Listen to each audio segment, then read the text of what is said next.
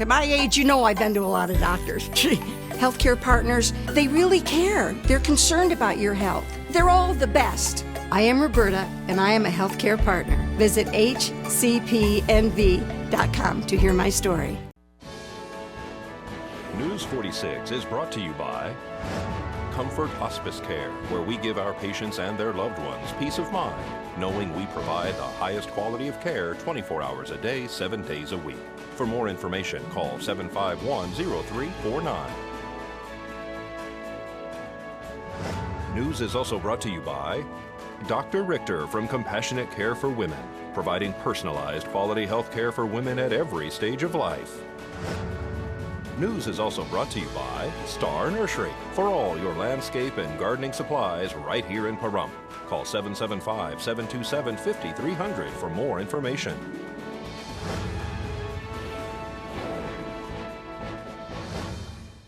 Tonight on News 46, 2 vehicles crash at Wilson and Wood Chips. Pahrump Valley High School holds Smash for Cash, and get ready, Fall Festival begins tomorrow. News 46 starts now. You're watching KPVM News 46 with Monique Mitchell. Local coverage from Deanna O'Donnell.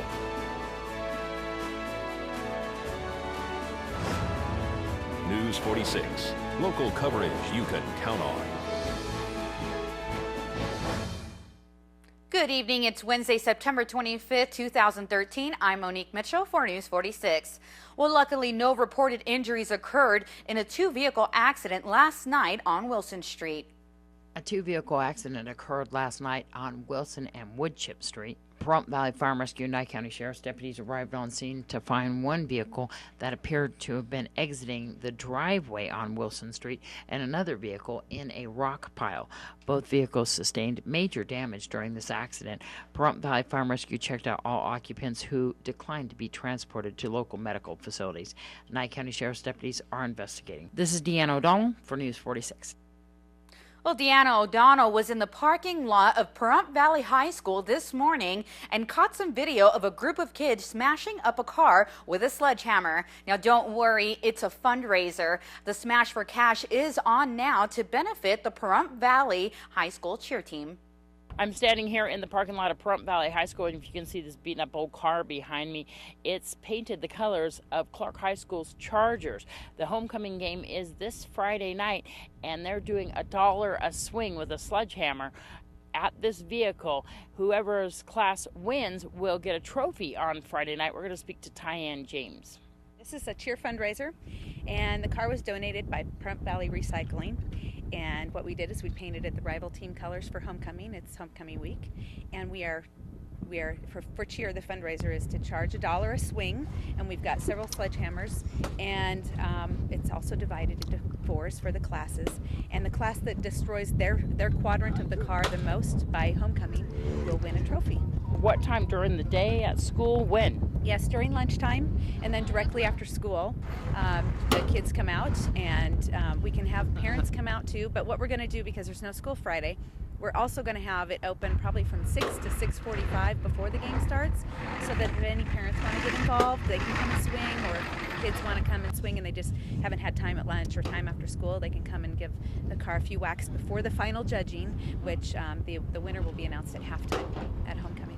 What you're looking for is the most damage that they can cause to this vehicle. Yes, and as you can see so far, the freshmen and sophomore have done their job. The juniors and seniors, not so much. So we need the juniors and seniors to step up, because the trophy's going to the winner, and it's not going to be decided just because seniors are seniors.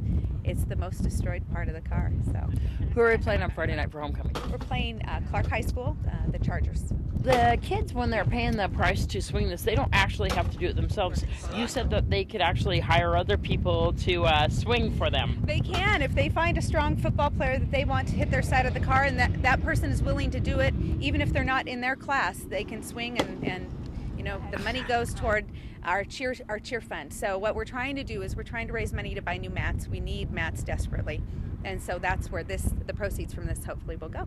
And you'll let us know what happens, who won. Heck yeah, I will. I'll let you know. So this vehicle will be out in front of the school on Thursday afternoon as well as lunchtime. Friday there is no school, so of course from 6 to 6:45 it'll be out here. If the parents or anybody want to give a swing at this vehicle on behalf of your class, you're welcome to do so. Once again, that's $1 a swing. Of course, they take all sorts of donations for the Pahrump Valley High School cheer team. This is Deanna O'Donnell for News 46. Town manager Susan Holochek invites everyone down to the Fall Festival beginning tomorrow. Well, as you know, this weekend is the Pahrump Fall Festival. It all begins Thursday and lasts until Sunday there at Petrick Park. And don't forget, we're going to have a parade too as well. We're going to speak to town manager Susan Holochek.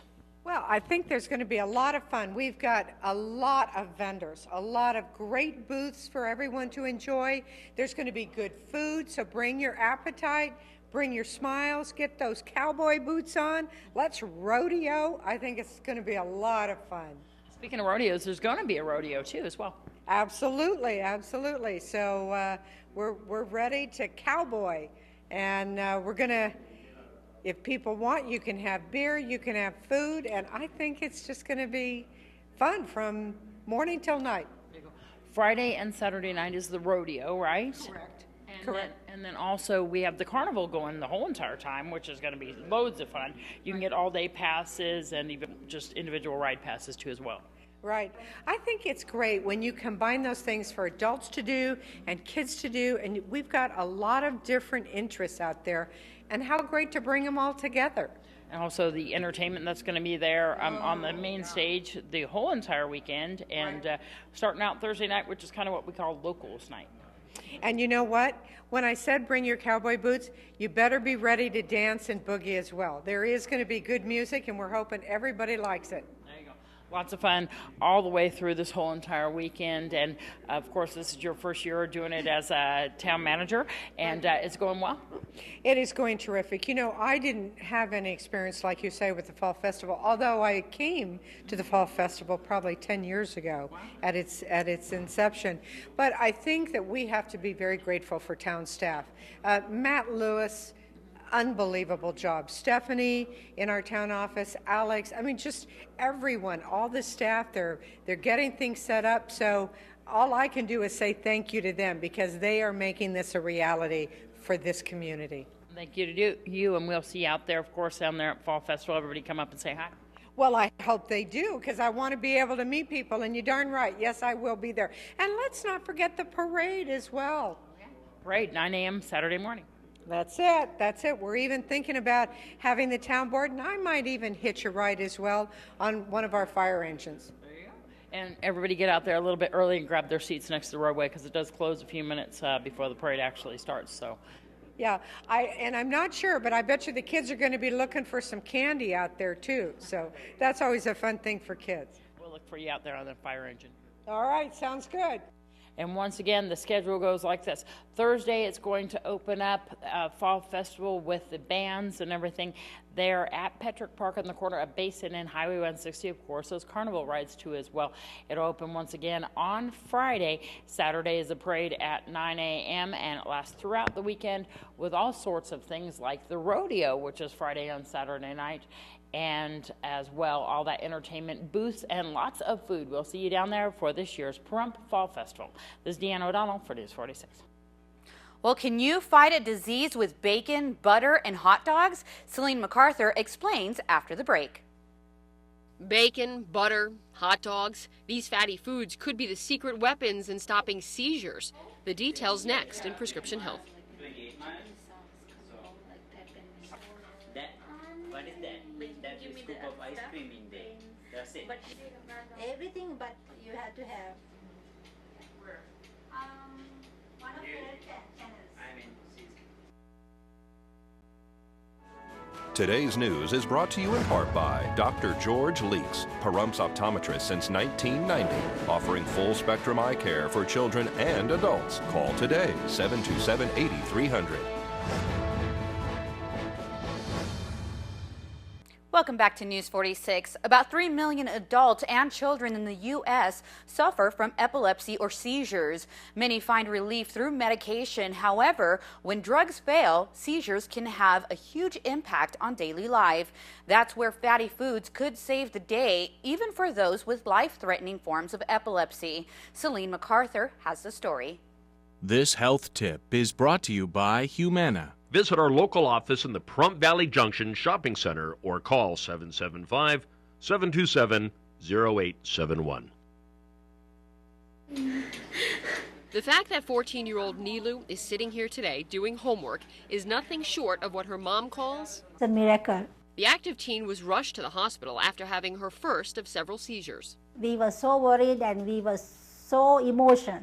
Nilu had status epilepticus, a life-threatening condition. She was in very bad shape, to say the least. She had ongoing seizures for 3 months.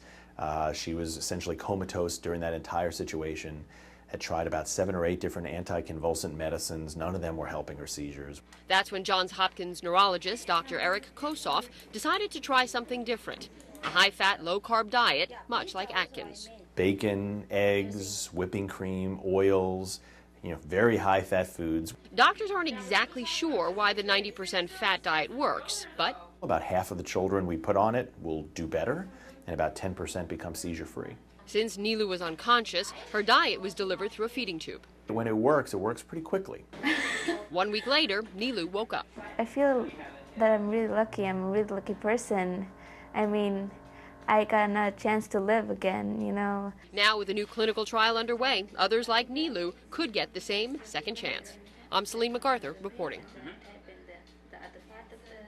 Nilu was on a modified Atkins diet for 6 months once she emerged from her coma. She's now back to a regular diet and is able to control the few short seizures she's had since with medication. The most common side effects of the diet is constipation, temporary higher cholesterol, and kidney stones are also possible.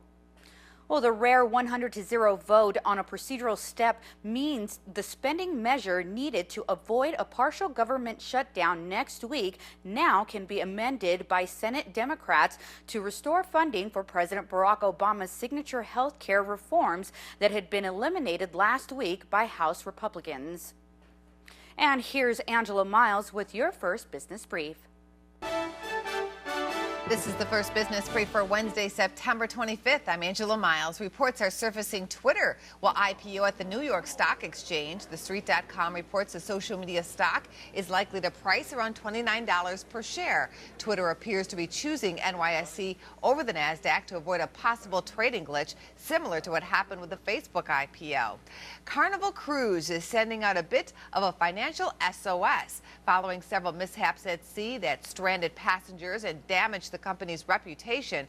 Carnival is reporting a drop in passengers booking trips and is lowering its earnings prediction.